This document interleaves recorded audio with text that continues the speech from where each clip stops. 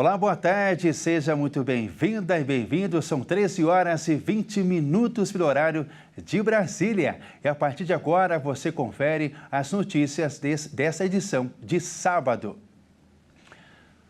Disparou a procura nas farmácias brasileiras pelas chamadas canetas emagrecedoras. E por conta disso, a Anvisa tornou obrigatório a retenção da receita médica dos medicamentos criados para combater a diabetes, mas que mostraram outra funcionalidade também.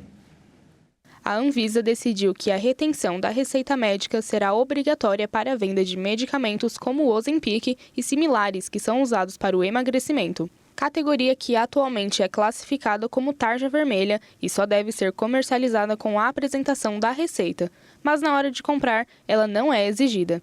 A Anvisa só tomou essa decisão após o Conselho Federal de Medicina divulgar uma carta defendendo a necessidade de controle na prescrição desses medicamentos.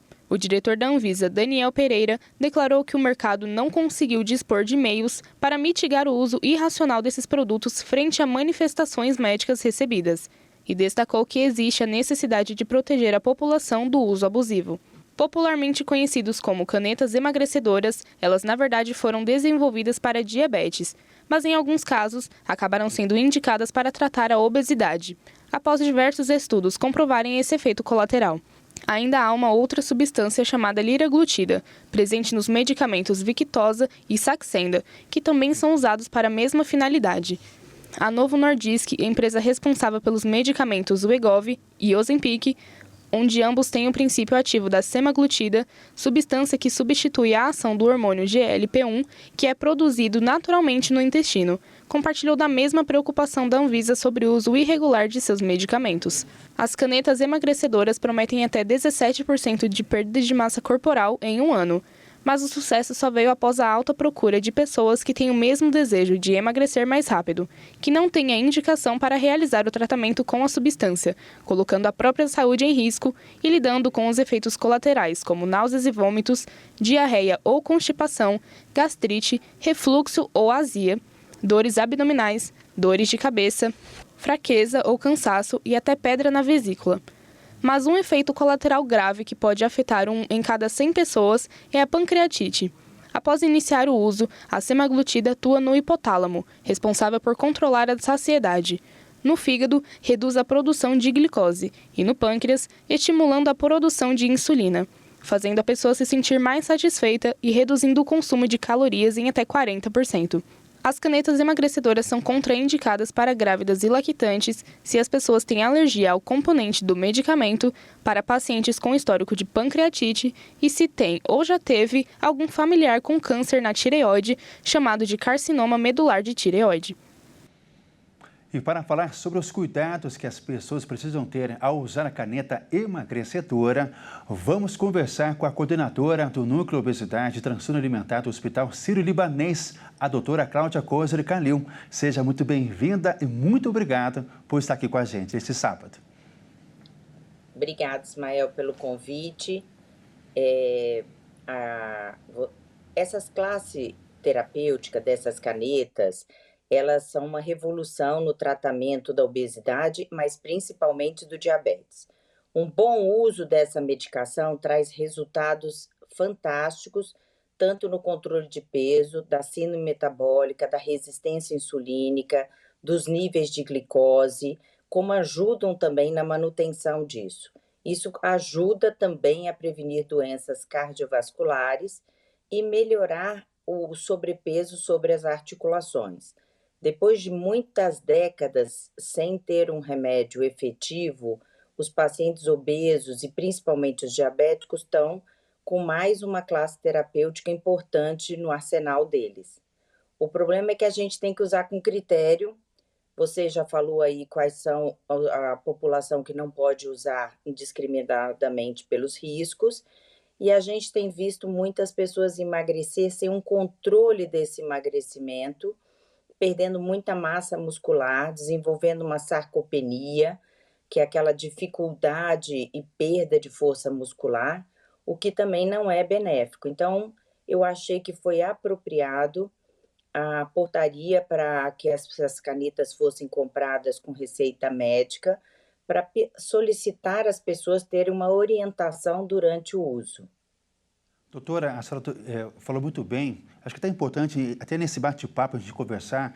Isso mostra o quanto que é importante a prescrição médica para que a pessoa possa ter, de fato, o benefício, né? E não ter todo um desafio no campo da saúde. Então, a prescrição médica é essencial. Até para saber com que dose começar, como progredir essa dose, se for importante, necessário aumentar as miligramas, como fazer esse aumento e como principalmente fazer a manutenção disso quando se atingiu um peso ou um controle glicêmico adequado, como ajustar essa dose.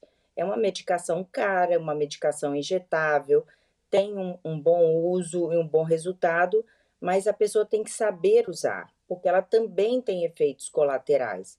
A pancreatite é um dos efeitos colaterais, a mistura com muito álcool pode ser prejudicial, refluxo gastroesofágico, gastrite, dores de estômago, prisão de ventre. Então, são efeitos indesejáveis que, com orientação médica, a gente tenta minimizar isso para a pessoa poder usar com segurança.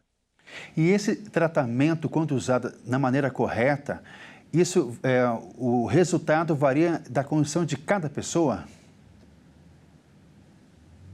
Varia da condição de cada pessoa, porque cada pessoa tem uma farmacogenética diferente que responde de forma, é como o seu organismo responde a um determinado remédio. Então, às vezes, um remédio para dor, para mim, que é muito eficaz, para você pode ser muito fraco. Ou, ao contrário, para você pode ser muito forte e você ter efeitos colaterais importantes. Então, essas canetas emagrecedoras têm resultados excelentes para a grande maioria da população, mas tem pessoas que não toleram o uso, tem pessoas que não têm uma resposta terapêutica muito adequada, tem pessoas que têm alergias. Então, assim, é uma esperança, é um arsenal, mas realmente nem todos os pacientes se beneficiam, alguns precisam de doses muito altas, outro com doses muito baixas já tem um resultado excelente. Isso é muito individual. E para qual público as canetas são contraindicadas? Olha, as crianças, as gestantes, as que estão amamentando, as pessoas que têm problemas de pâncreas, problemas gastrointestinais não são contraindicados, mas precisam ter uma orientação médica para não agravar ou piorar um refluxo ou uma obstipação intestinal que a pessoa já tenha. Pessoas com insuficiência hepática, insuficiência cardíaca, insuficiência renal, que precisam realmente ter o acompanhamento e orientação médica. A Ozempic pode interagir com outros medicamentos, doutora? Se pode associar, desculpa, eu não entendi Se sua pode pergunta. interagir com outros medicamentos? Pode, são poucas as classes terapêuticas, porque como essas canetas lentificam o esvaziamento do estômago, às vezes pode prejudicar a absorção de alguns medicamentos que necessitam do jejum para serem absorvidos. Talvez o tempo de espera que o indivíduo tenha que ter entre tomar um medicamento e se alimentar tem que ser um pouquinho maior para poder, porque às vezes a comida fica mais tempo no estômago. Perfeito. Existe a preocupação que a Ozempic pode causar perda de cabelo? Isso é possível? Olha, não diretamente, sabe, Ismael? Nós estamos aprendendo com essa classe terapêutica aqui no Brasil desde 2011. A gente não vê efetivamente que as medicações causam a queda de cabelo. O que pode acontecer é que o paciente acaba se alimentando menos e comendo menos, acaba comendo menos alimentos nutritivos, menos, por exemplo, carne vermelha, que é rico em ferro. Então, acaba faltando algumas vitaminas pelo emagrecimento, pela restrição alimentar, pela a substituição de alimentos saudáveis por alimentos mais calóricos e menos nutritivos. Então, isso pode prejudicar, sim, tanto a queda de cabelo quanto uma unha fraca. mas eu não diria que seja da medicação, eu diria que são dos efeitos do emagrecimento. Doutora, e para usar o Ozempic, isso pode partir do paciente e perguntar para o seu especialista se ele pode usar ou parte do especialista? Como seria esse primeiro contato para este medicamento? Não, eu acho que pode vir de ambas as partes. Tanto o profissional de saúde pode oferecer, principalmente para o paciente diabético e diabético obeso, mas a gente esbarra muito ainda no custo da medicação, não é toda a população que consegue ter acesso. Existe uma perspectiva de no ano que vem cair a patente do semaglutida, que é o Ozempic, e ele está sendo comercializado num custo muito menor. E pode partir do paciente, existe muita mídia, muita informação hoje, os pacientes já chegam com a demanda de perguntar se podem usar, e aí é interessante eles perguntarem para justamente nós explicarmos como usar, como retirar, se tiver indicação de retirar, e os efeitos colaterais que ele tem que observar durante o uso para contactar a gente. Perfeito. Esse medicamento é muito complexo, a sua armazenação dele? Não, ele precisa ficar em local fresco ou na geladeira. A caneta fora da geladeira dura mais ou menos 1 mês. Alguns pacientes gastam a caneta toda em 1 mês, mas deixando no refrigerador, porque vivemos num país tropical, quente, é mais adequado. Perfeito, doutora. Muito obrigado. Conversando com a doutora Cláudia Calil, que faz parte e trabalha no Hospital Sírio-Libanês. Tenha um excelente final de semana, um excelente Dia das Mães também para a senhora. E muito obrigado pela atenção, hein? Obrigada a você pela oportunidade. Perfeito, boa tarde. Uma boa tarde. Os farmacêuticos estão merecendo cada vez mais a confiança dos brasileiros para receitar remédios. Segundo uma pesquisa, os jovens são os que mais acreditam na palavra de quem fica atrás dos balcões. Mais da metade da população brasileira aprova a atuação dos farmacêuticos na prescrição de medicamentos. É o que mostra uma pesquisa realizada pelo Instituto Datafolha, a pedido do Instituto de Ciência, Tecnologia e Qualidade, que revelou que 54% dos entrevistados confiam nesse tipo de atendimento. O levantamento ouviu 2.009 pessoas em todas as regiões do país no mês de abril. Segundo o estudo, a confiança é ainda maior entre jovens de 16 a 24 anos, chegando a 64%. Entre as mulheres, com 57%. A pesquisa também aponta que mais da metade dos brasileiros acreditam que a autorização para farmacêuticos prescreverem medicamentos pode ajudar a reduzir casos de automedicação, especialmente entre quem possui ensino médio completo e mulheres, grupos em que esse índice ultrapassa 60%. Especialistas defendem que o papel dos farmacêuticos no cuidado à saúde da população deve ser ampliado, especialmente em um cenário em que muitos brasileiros enfrentam dificuldades de acesso ao sistema público. O Conselho Federal de Farmácia argumenta que, com a orientação adequada e respaldo em protocolos clínicos, esses profissionais podem garantir um uso mais seguro e consciente de medicamentos. Apesar do apoio popular, a atuação dos farmacêuticos na prescrição de medicamentos enfrenta obstáculos legais. No início de abril, a Justiça atendeu a um pedido do Conselho Federal de Medicina e suspendeu a resolução que autorizava esse tipo de prescrição. O Conselho de Farmácia recorreu da decisão e afirma que continuará defendendo o direito da categoria de contribuir com o atendimento primário à saúde. A pesquisa ainda revela que a aceitação da prática é maior entre moradores da região norte e de cidades do interior. Países como Canadá, Austrália, Nova Zelândia e Estados Unidos já permitem a prescrição por farmacêuticos, o que, segundo defensores da proposta, serve de modelo para o Brasil avançar em políticas públicas de saúde mais acessíveis e resolutivas. E hoje é o Dia Nacional da Vacina contra a gripe. A aplicação está acontecendo em 15 estados brasileiros. A exceção é o norte do país, onde o inverno amazônico indica a necessidade da vacinação no segundo semestre. A meta é imunizar quase 82 milhões de brasileiros, com prioridade das crianças, idosos e gestantes. Segundo o Ministério da Saúde, a vacinação é a forma mais segura e eficaz de evitar complicações pela doença, reduzindo a maioria dos casos de mortes provocadas pela doença. Após uma longa noite de negociações mediadas pelos Estados Unidos, o presidente Donald Trump anunciou um cessar-fogo imediato entre Índia e Paquistão. O confronto entre as duas potências nucleares já deixaram mais de 60 civis mortos.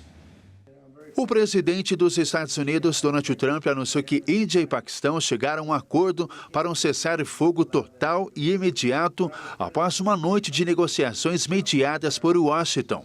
O anúncio foi publicado na rede social da qual Donald Trump é dono. Os governos da Índia e do Paquistão demonstraram prudência ao evitar um conflito maior e iniciaram negociações sobre uma série de questões em um local neutro.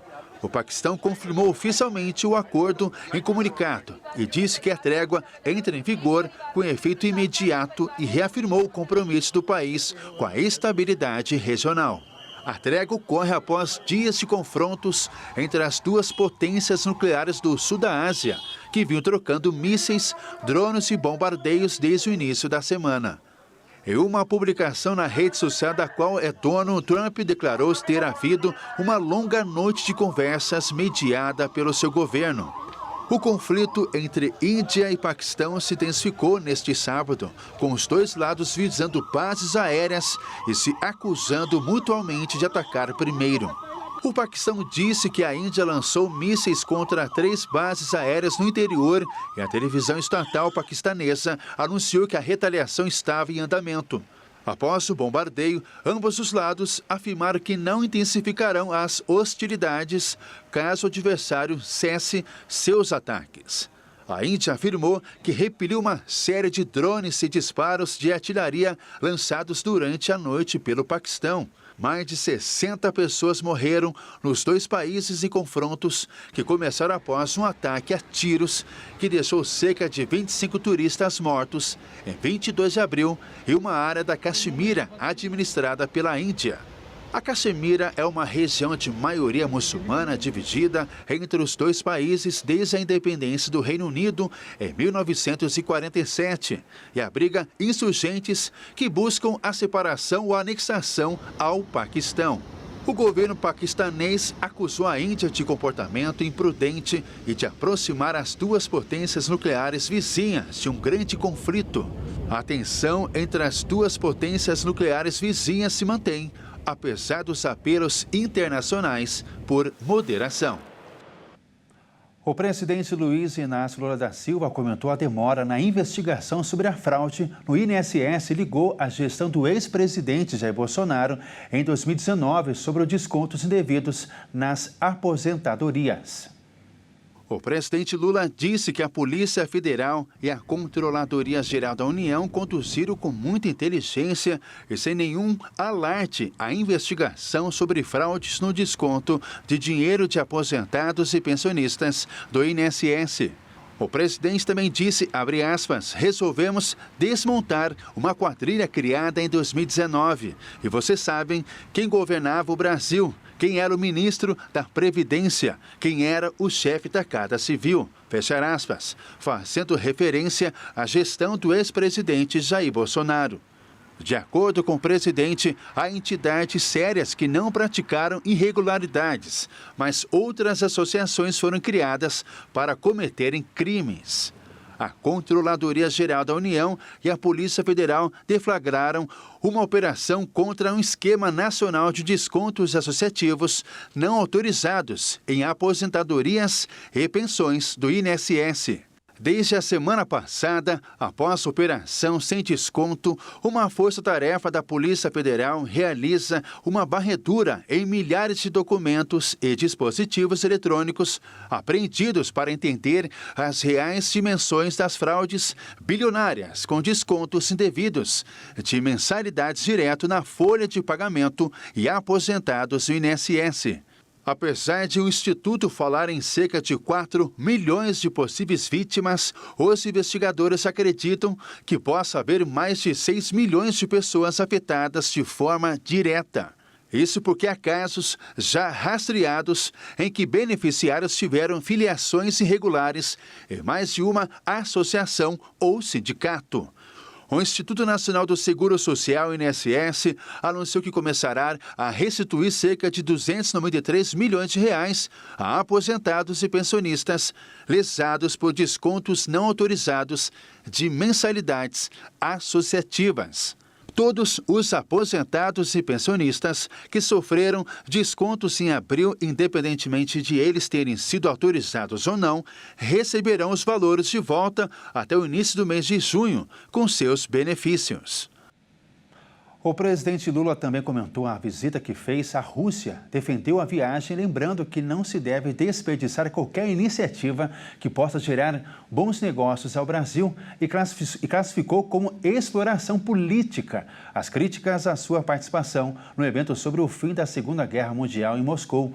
Agora, Lula está em viagem à China, onde deverá chegar às 10 horas da noite para tentar novos acordos com o presidente Xi Jinping.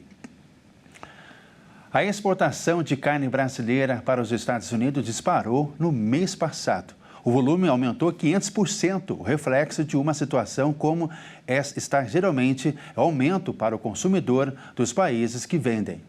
A alta causou surpresa ao presidente da Associação Brasileira das Indústrias Exportadoras de Carnes, Roberto Perosa. A disparada ocorreu no mesmo mês em que o presidente dos Estados Unidos, Donald Trump, anunciou o aumento das taxas de importação para os seus parceiros comerciais. A grande escassez do gado americano impulsionou a demanda por importações de carne bovina, mas o país da América do Norte ainda perdeu para a China, principal destino das exportações brasileiras.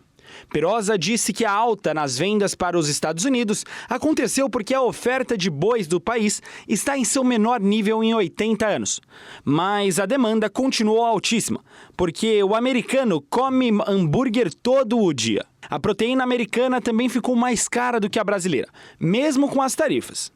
Os registros de compras já apresentavam crescimento em meses anteriores. De janeiro a abril, os estadunidenses importaram cerca de 136 mil toneladas de carne do Brasil, um volume quase 5 vezes maior do que no mesmo período de 2024. O Brasil já é o maior exportador mundial de carne. Perosa acredita que o país pode se tornar o maior produtor do mundo. O crescimento foi essencial para o setor no país, que já exportou 950 mil toneladas de carne neste ano.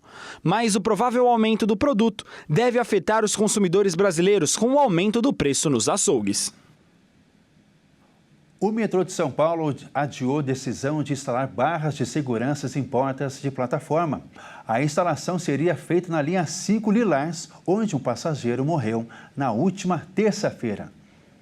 Lorival Ferreira Silva Nepomuceno, de 35 anos, morreu após ficar preso entre as portas do trem e da plataforma da estação Campo Limpo, da linha 5 Lilás, zona sul da capital paulista. O metrô de São Paulo, na gestão do governador Tarcísio de Freitas, adiou a decisão para instalar barras de segurança que poderiam evitar acidentes nas portas das plataformas. Documentos apontam que a concessionária, Via Mobilidade, responsável pela linha, cobrava desde 2023 a aprovação da instalação do equipamento de segurança. Reuniões foram marcadas para apresentar soluções aos representantes da Secretaria de Parcerias e Investimentos e do metrô, mas os representantes não compareceram. O metrô, em resposta à concessionária, afirma que esperava a solução da responsável pelo fornecimento de portas de plataforma e dos trens e que os equipamentos seriam entregues em junho deste ano, após a aprovação. Em novo ofício, o prazo foi postergado para outubro. Em nota, o metrô disse que abriu uma investigação para apurar o acidente na estação de Campo Limpo e lamentou o ocorrido, e que em até 90 dias vai instalar barras físicas nas 17 estações da linha, com o objetivo de diminuir a distância entre o trem e a plataforma.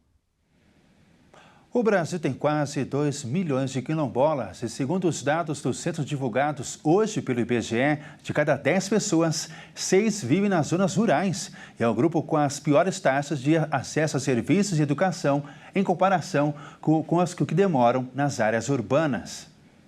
Do total de 203 milhões de brasileiros contabilizados pelo censo, 2022, apenas 12,6% moravam em áreas rurais. Já entre os 1.300.000 quilombolas, 61,71% viviam no campo. Isso representa 820.900 pessoas, pouco mais de 509.000, ou 38,29% moravam nas cidades. O censo de 2022 é o primeiro em que o Instituto Brasileiro de Geografia e Estatística coleta informações específicas da população quilombola, de forma que não é possível fazer comparativos para saber se a proporção de quilombolas no campo tem aumentado, diminuído ou ficado estável ao longo do tempo. O Instituto já havia divulgado dados sobre a quantidade de quilombolas brasileiros e condições socioeconômicas, tais como pior acesso ao saneamento. O ponto novo desta divulgação é o retrato da separação da população quilombola que vive em áreas urbanas da que vive nas áreas rurais. Os quilombolas são descendentes de habitantes dos quilombos, comunidades que resistiam à escravidão. Para classificar uma pessoa como quilombola, o Instituto Brasileiro de Geografia e Estatística levou em consideração a autoidentificação dos questionados, não importando a cor de pele declarada. A coordenadora do Censo de Povos e Comunidades Tradicionais lembra que a presença maior dessa população em áreas rurais é um fator de raízes históricas. O censo traz também dados de população quilombola, que vive em território oficialmente delimitado. Nessas localidades reconhecidas, 87,97% vivem em área rural. Já fora dos territórios delimitados, 58,01% estão no campo. O suplemento do censo mostra ainda que a população quilombola, seja em área rural ou urbana, é mais jovem que a população geral do país.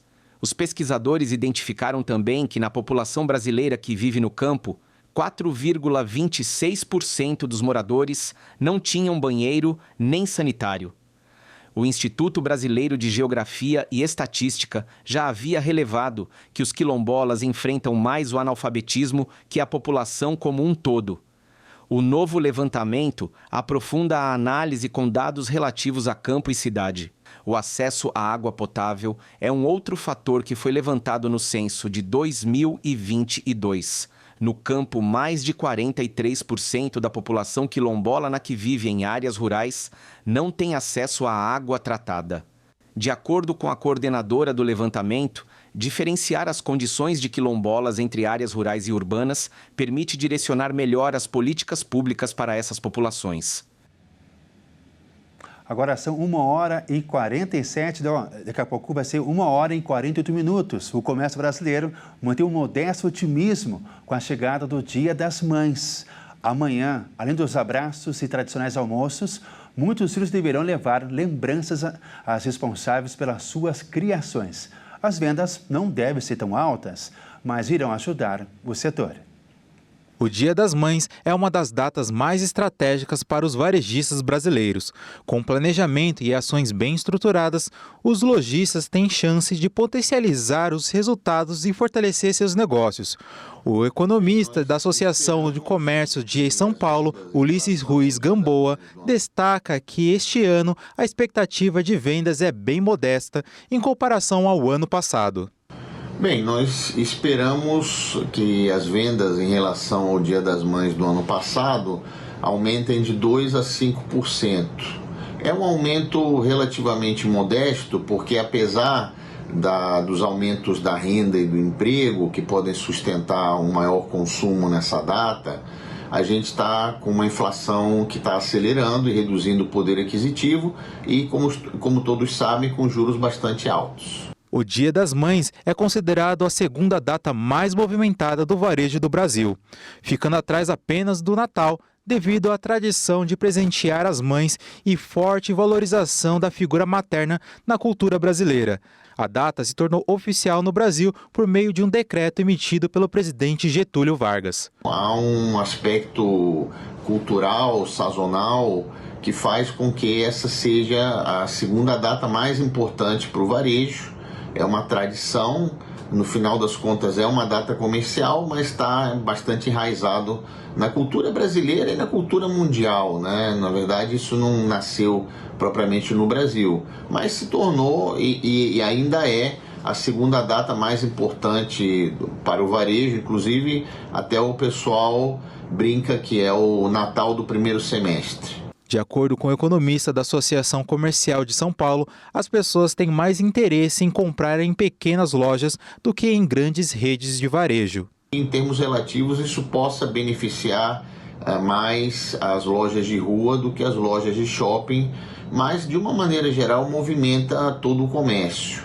Assim, eu acho que existe essa maior intenção de comprar em pequenas lojas e de forma presencial, mas com certeza também as lojas de shopping serão beneficiadas. O Dia das Mães neste ano deverá movimentar mais de 37 bilhões de reais.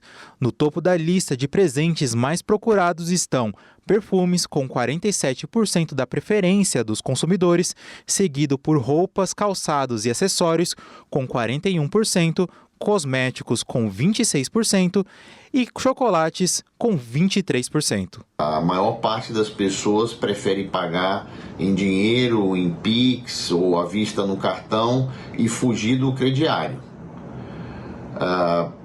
Então, a tônica aqui, a maior parte das compras deve se concentrar realmente nesses itens de uso pessoal que são mais em conta. Quem vai às academias está acostumado a intensificar os treinos para levantar mais pesos nas barras, mas muito acredito que esse é o melhor jeito para conseguir os melhores resultados da atividade. Mas segundo uma pesquisa, tanto exagero pode ser desnecessário. Um treino de academia exige força, mesmo suando e dolorido. Será que o treino foi eficaz? Treinadores e atletas acreditam que o levantamento de peso até a falha, que é o momento em que você não consegue mais fazer as repetições, é a melhor maneira de construir músculo.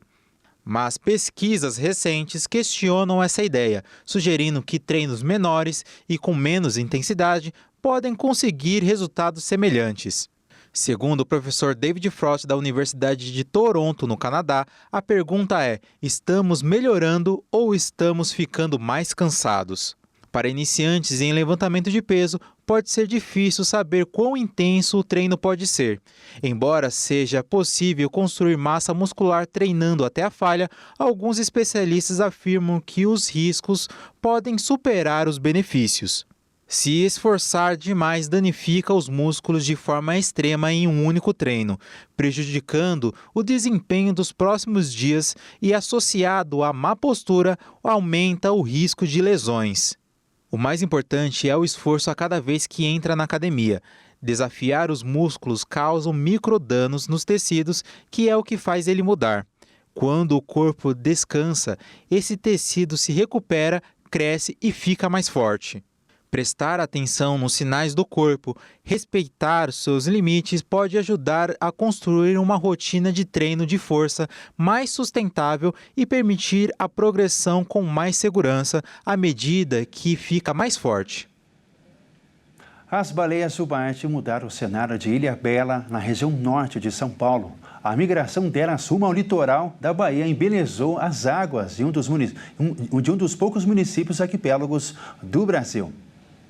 3 baleias jubartes foram avistadas em Ilhabela, no litoral norte de São Paulo. É a segunda semana de avistamento que indica o início da temporada de passagem dos mamíferos pela região. As primeiras jubartes de 2025 foram avistadas na semana passada até essa sexta-feira.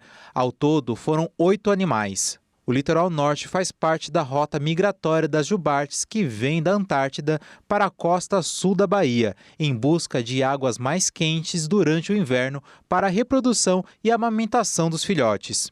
Segundo especialistas, as primeiras baleias começam a cruzar a região de Ilhabela e São Sebastião em abril, mas em junho e julho que passam em maior quantidade, terminando os avistamentos entre o fim de agosto e início de setembro. No ano passado, 561 jubartes foram avistadas. O recorde de avistamento registrado foi em 2023, com 786 mamíferos. O turismo de observação de baleias cresce na região de Ilhabela e se torna o principal destino para essa modalidade. Além de baleias jubartes, tem crescido o avistamento de orcas, tubarões, golfinhos e arraias. A nova modalidade de turismo faz com que a região se estruture para essa abordagem. A Prefeitura de Ilhabela mantém parcerias com projetos de proteção a baleias para ações de turismo e educação ambiental. Bom, essa edição fica por aqui. Obrigado pela sua companhia. Não se esqueça, amanhã é um dia muito especial, um Dia das Mães. Um abraço no seu coração. Até mais. Tchau.